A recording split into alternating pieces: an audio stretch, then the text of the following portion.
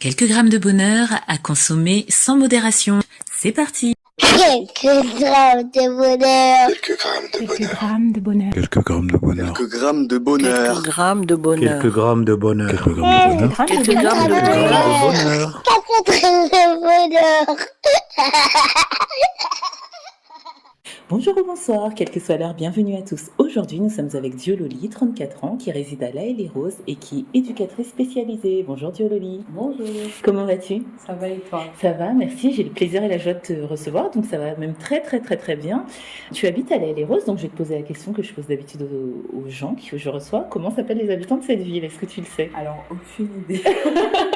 Je suis toute nouvelle là-bas, donc je sais pas encore. C'est pas grave, chers auditeurs, vous nous le direz en commentaire si vous le savez. Je pense le savoir, mais je ne suis pas sûre, alors je vais m'abstenir. Donc tu es Moi toute aussi. nouvelle, hein. Tu viens de déménager alors? Exactement. Oh, peut-être que ton bonheur réside là-dedans, on va bientôt le savoir. Alors tu es éducatrice spécialisée. Je ne vais pas te demander en quoi consiste ce métier parce que on en a reçu tellement dans l'émission que, chers auditeurs, vous irez écouter.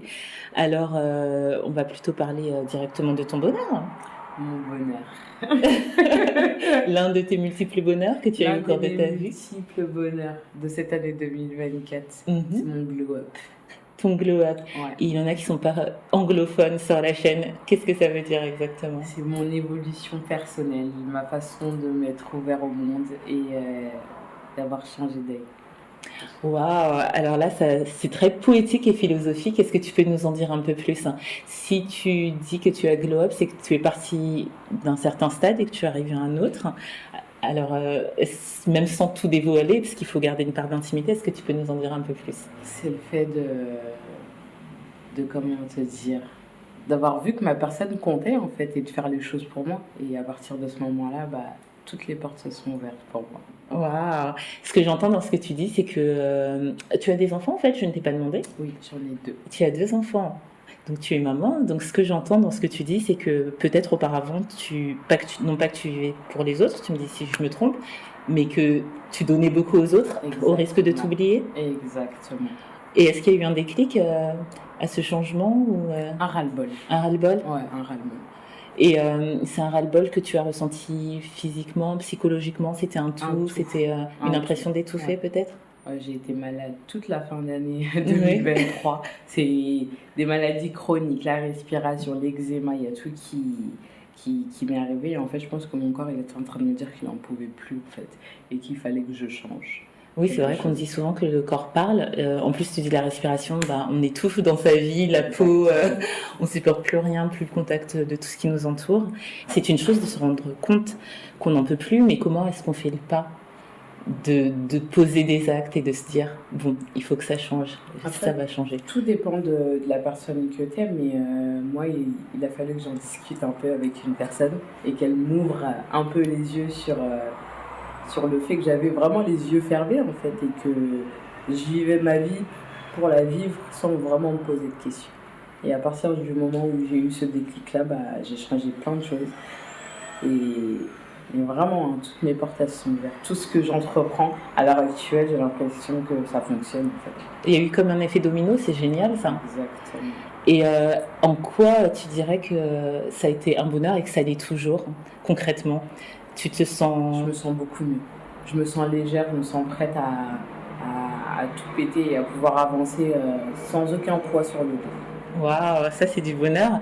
Donc est-ce qu'une des clés du bonheur, puisqu'on l'explore à travers plusieurs épisodes, ce serait aussi de penser à soi, de s'aimer, de s'apprécier et de compter? Très important. Ouais. Il faut être sa priorité. Mais du coup, est-ce que tu as eu peur, parce que ça demande du courage quand même de sauter le pas, de changer complètement, pas qui on est, mais de changer son mode de fonctionnement. Est-ce que tu as eu peur du regard de ton entourage, du qu'en dira-t-on? Pas du tout. Pas du tout? Vraiment là, c'était... Non, c'était ma décision, c'était que moi. Après, j'en ai eu des reproches, on m'a sermonné, on m'a parlé, on m'a dit que c'était pas comme ça, qu'il fallait que je réfléchisse, mais moi, ma décision était déjà prise. Et je pense que la décision était prise depuis longtemps, mais en fait, que j'osais pas passer le cap. Et quand je l'ai fait, Waouh. C'est super inspirant ce que tu dis, parce que il est vrai qu'il y a des personnes souvent qui sont enfermées dans une situation, que ce soit au travail, dans la famille, dans un système en fait déjà dont on se rend pas forcément compte. Toi, voilà, il a fallu qu'il y ait ces signes d'alerte de ton corps qui te fassent ouh, ça va pas, on va pas y arriver.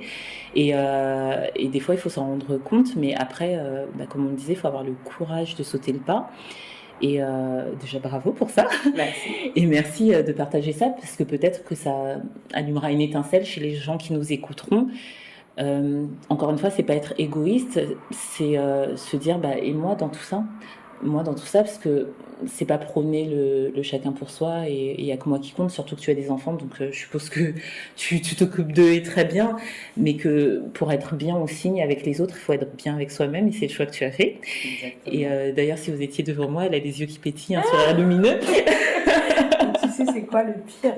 Le pire dans tout ça, c'est que ces situations-là, elles sont arrivées à mes proches. Et je ne supportais pas pour mes proches, mais je le supportais pour moi. Tu faisais tellement preuve d'empathie que la situation dans laquelle toi-même tu étais, tu y restais, mais toi, tu ne le supportais pas pour les autres. C'est fou. Hein. C'est fou. Et maintenant, mais ce qui est bien, c'est que je trouve qu'en étant sortie, tu pourras encore mieux conseiller peut-être les personnes et leur donner le courage et la force. Exactement. Mais bon, après, maintenant, c'est un peu chacun pour soi. C'est-à-dire, ça y est, je pense que j'ai assez donné et que je m'éloigne un peu de peut-être tout ça, en fait, de toujours vouloir aider les autres, parce qu'on se rend compte que mon cœur, personne n'aura jamais le même cœur que moi. C'est-à-dire que tout ce que je peux donner pour eux, ok, on s'aime et tout, mais ils pourront jamais me le rendre avec la même intensité, même si c'est pas ce que je recherche au fond. Mais voilà, je préfère quand même prendre du temps pour moi, on n'a qu'une vie. Hein, Exactement. Mais je serai toujours là pour eux, mais on n'a qu'une vie et maintenant je pense beaucoup plus à moi. Exactement. En tout cas, je te remercie pour ce partage qui fait réfléchir, je trouve, qui donne aussi de l'espoir. C'est pas parce qu'on est enclavé, enfermé dans une situation dans laquelle on pense ne jamais sortir qu'on ne pourra pas en sortir. En se donnant les moyens, on peut y arriver, et même plus au-delà de nos espérances, puisque tu nous disais ça a ouvert plein d'autres portes. Et voilà, glow up, comme tu disais. Exactement. Et oui, ça donne à réfléchir sur ce qu'on peut faire, ce qu'on pense être capable de faire, et finalement ce qu'on est capable de faire, parce que des fois il y a un gap entre les deux, et je te remercie pour ça. En tout cas, tu n'hésites pas à revenir si tu as un autre bonheur à nous conter. Ce sera avec plaisir que je te recevrai encore. Et d'ici là, tu prends soin de toi, tu prends soin de ta famille, Merci. de ta nouvelle vie qui, je l'espère, s'ouvrira encore plus et brillera encore plus, tel ton beau sourire.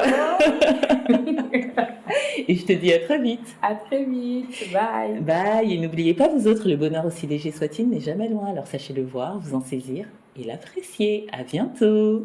Quelques grammes de bonheur. Quelques grammes de bonheur. Quelques grammes de bonheur. Quelques grammes de bonheur. Quelques grammes de bonheur. Quelques grammes de bonheur. Quelques grammes de bonheur. Quelques grammes de Quelques bonheur. grammes de bonheur. 4 grammes de bonheur.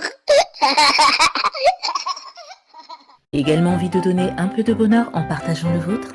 N'hésitez pas à nous contacter au 07 52 98 36 92 ou alors sur l'adresse mail quelquesgrammesdebonheur@gmail.com. À très vite.